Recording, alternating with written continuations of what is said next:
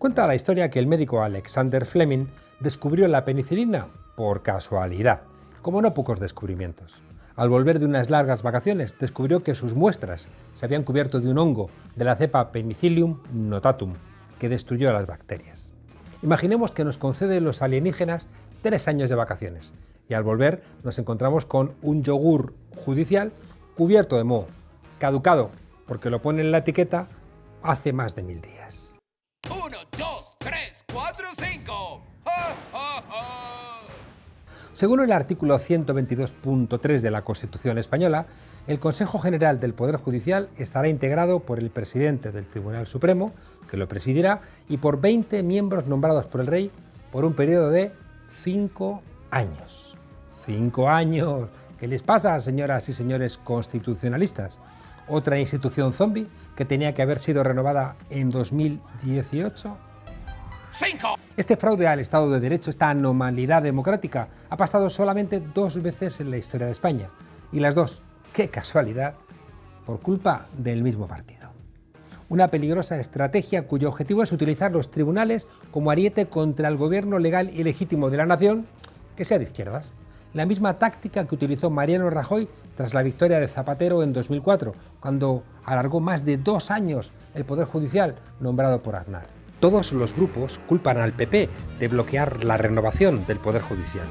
Para entender lo que está pasando en la actualidad, deberíamos hacer una suerte de regreso al pasado.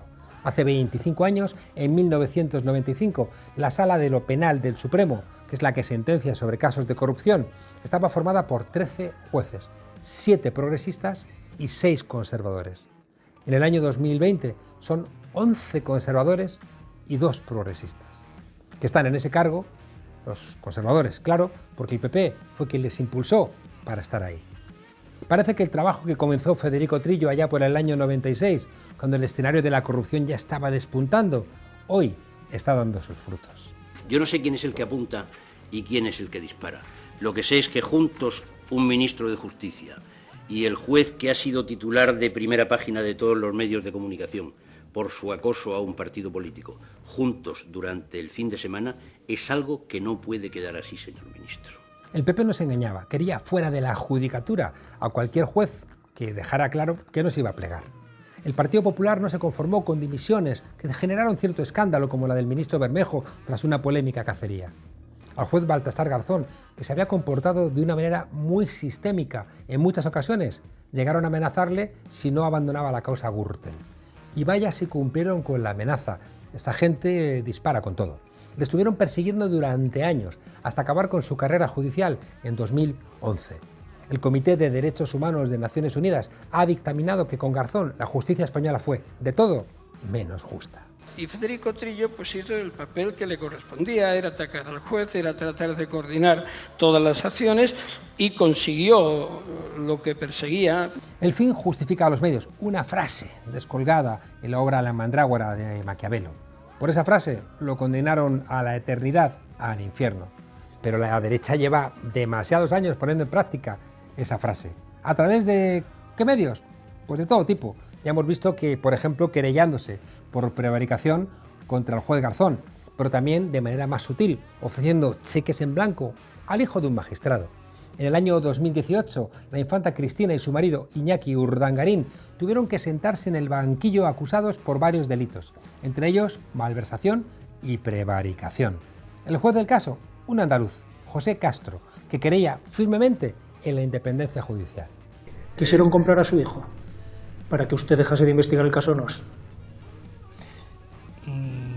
Si lo miramos esto, sí. Como no pudieron por las buenas, no les quedó otra que sellar la puerta de su casa con silicona, pincharle las ruedas del coche y generar un clima de amenaza constante. Fueron tiempos duros para el juez Castro. Y los principales diarios y las principales cadenas de televisión y las principales radios acusándole de mala praxis y de afán de protagonismo. Pedro Orrach, el que era el fiscal anticorrupción, llegó a decir de él que había construido un andamiaje sobre conjeturas y sospechas de gran calado. Incluso el presidente del gobierno, Mariano Rajoy, no paraba de defender día sí y día también la inocencia de la infanta Cristina, a quien le quisiera escuchar cómo iba a estar la Casa Real implicada en un caso de corrupción. Todo este acoso al juez Castro por la sencilla razón de haber seguido a rajatabla los discursos navideños del rey Juan Carlos. La justicia es igual para todos. No es verdad que todos los jueces sean iguales, y tampoco es verdad que todos los jueces tengan las mismas posibilidades de acceder a la cúpula judicial, porque no basta con estudiar una oposición. Al final, para culminar tu carrera judicial necesitas el apoyo de algún partido político. El artículo 122 de la Constitución lo dice muy claro. Para acceder al Tribunal Supremo es necesario que te vote una mayoría de 3/5 en el Congreso y el Senado. Algo que podía parecer lógico, pero ¿qué sucede? Que cuando la derecha consigue mayoría absoluta, como en 2011, la renovación se produce sin ningún tipo de problema. Ellos se lo guisan, ellos se lo comen. Es lo que sucedió en 2013 con el Poder Judicial, que hoy sigue en funciones. ¿Y qué ocurre cuando el pueblo soberano se harta del bipartidismo y decide votar otras opciones? Pues es cuando vienen los nervios, las cuentas, las triquiñuelas por seguir controlando la justicia, aunque sea por la puerta de atrás. Es un WhatsApp que yo envié y por tanto asumo en términos absolutamente personales. ¿Y por qué es tan importante controlar el Poder Judicial? Pues porque son esos jueces los que gobiernan la todopoderosa Sala Segunda de lo Penal. Son los que tendrán la última palabra sobre los diputados, ministros, altos cargos, imputados en la Gürtel, en la Púnica, en la Kitchen, o también los que tendrán que decidir sobre el emérito rey Juan Carlos. Es decir, son los que te pueden mandar a la cárcel, como ocurrió con Rodrigo Rato, ministro de Economía del milagro económico de Aznar, o son también los que te liberan de enriquecerte con un máster que nunca hiciste, como le pasó a Pablo Casado o a Cristina Cifuentes. Las llamadas que me hace doña Maite Feito por la mañana son, lo primero que me dice es que el trabajo, el TFM, el trabajo de fin de máster, tiene que aparecer. El trabajo de fin de máster de la señora Cifuentes tiene que aparecer. Después cambia y lo que me dice es que hay que hacer el trabajo.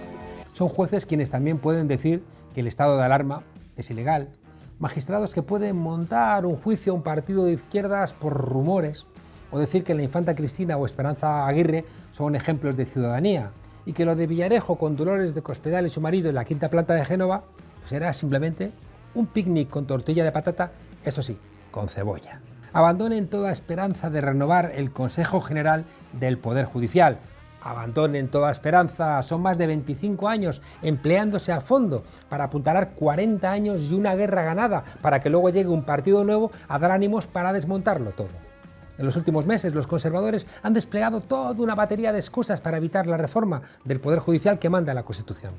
Desde vetar la presencia de Unidas Podemos en las negociaciones a poner como pretexto el sí de Bildu a los presupuestos generales del Estado. El último subterfugio, pedir que se reforme la elección de vocales y del fiscal general. Todo vale, con tal de no perder el apoyo de la mayoría de la carrera judicial, como se vanagloriaba ni más ni menos que Enrique López en la portada de un conocido diario conservador. Y cuidado, que este señor viene de ser miembro del Tribunal Constitucional. El PP tiene el apoyo de la mayoría de la carrera judicial. Hay jueces que se quejan del estigma de conservadurismo que tienen. No deberían empezar a pedirle cuentas al Partido Popular. El conservadurismo de la carrera judicial también es verdad que puede intuirse cuando uno ve la composición de la, por ejemplo, Comisión de Ética del Poder Judicial. El único órgano donde los jueces, de manera corporativa, es decir, entre ellos, pueden elegir directamente a otros jueces. ¿Cuál es el resultado? Pues que hay 6 miembros, y los 6, qué curioso, conservadores, ninguno progresista, y además 2 de ellos del Opus Dei, una organización creada durante el franquismo, algunos la llamarían incluso secta, donde se mezclan intereses económicos, influencia política y moral religiosa reaccionaria. Hay un 33% de españoles en el Opus Dei. Entonces, ¿por qué esa proporción en un órgano encargado de velar que se cumpla la Constitución en el ámbito judicial? La judicatura, por lo menos, es constatable que la situación socioeconómica es algo más diferente a la sociedad. Yo creo que la judicatura, y lo hago como una autocrítica, no representa al conjunto de la sociedad. ¿Y por qué este sectarismo? Todas las oposiciones tienen inercias. Hay continuidades familiares en las profesiones, claro, aunque menos de las que se podrían imaginar en la actual justicia en España. Pero hay cuestiones que son esenciales y que son estructurales. De manera que aunque alguien de una familia popular pueda acceder a la judicatura o a la fiscalía, cuidado, tiene antes que pasar por sitios que son determinantes. Aprobar las oposiciones a juez no es sencillo y tampoco barato. Son años de estudios y escuelas privadas que muchos no pueden permitirse, incluidas, claro, clases particulares con jueces. Pagadas, hemos leído por lo general, en negro. Jueces cobrando en negro. ¡Qué escándalo! Y no nos olvidemos, la razón última de los jueces en toda Europa ha sido defender la propiedad privada y el statu quo. Por eso es tan habitual ese sesgo de clase en la justicia.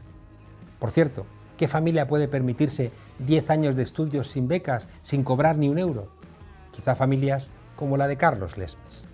Urge, por tanto, y por el bien de todos, que nuestra institución desaparezca del escenario de la lucha partidista y que las fuerzas políticas concernidas, con patriotismo constitucional... Algunos se preguntarán, ¿y por qué no dimite por patriotismo constitucional? Pues porque estando ahí ayuda a los suyos, les echa una manita y además él cobra 142.000 euros al año. Más chofer, más secretarias, más dietas. Uno de los sueldos más altos de la administración. ¿Dimitir? ¡Dimite tú! Carlos Lesmes, actual presidente del Tribunal Supremo y en su día director general del Ministerio de Justicia a las órdenes de Ángel Acebes y José María Michavila, representa a la perfección el problema endémico que expresa la justicia española. Se trata de un hombre del PP desde 1996, que ha estado a las órdenes de todos y cada uno de los ministros de Justicia de la era Aznar, de Margarita Mariscal de Gante, de Ángel Acebes, de José María Michavila.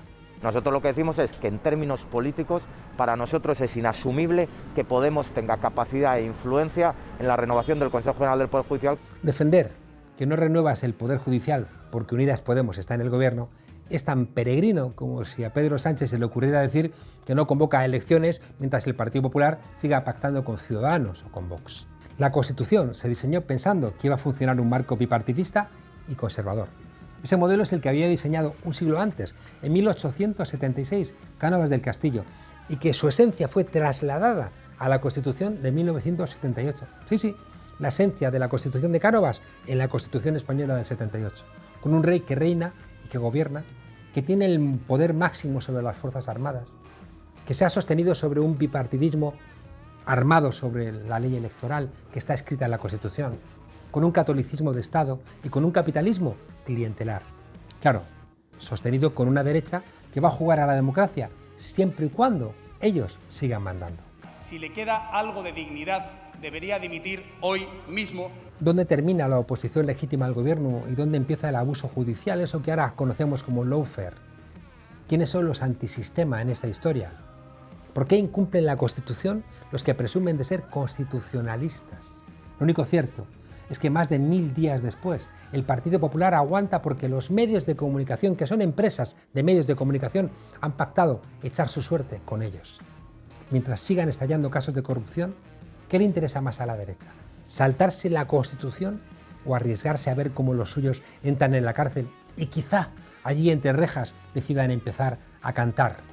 Los volcanes rugen, al margen de los expertos vulcanólogos de la televisión. ¿Y el PSOE?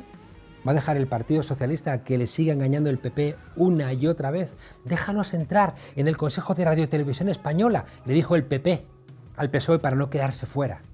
A cambio, vamos a pactar juntos con vosotros el Poder Judicial. Conclusión, el PP controla ahora Radio y Televisión Española y el Poder Judicial sigue secuestrado 3 años después. Quien cree a los depredadores no va a pasar esa noche con sus crías. Al final veremos quién gana, o los canallas, o la democracia, o los sinvergüenzas, o el Estado de Derecho, o los que son capaces de pasar por encima de la convivencia, o los que queremos vivir en paz en una sociedad feliz y democrática.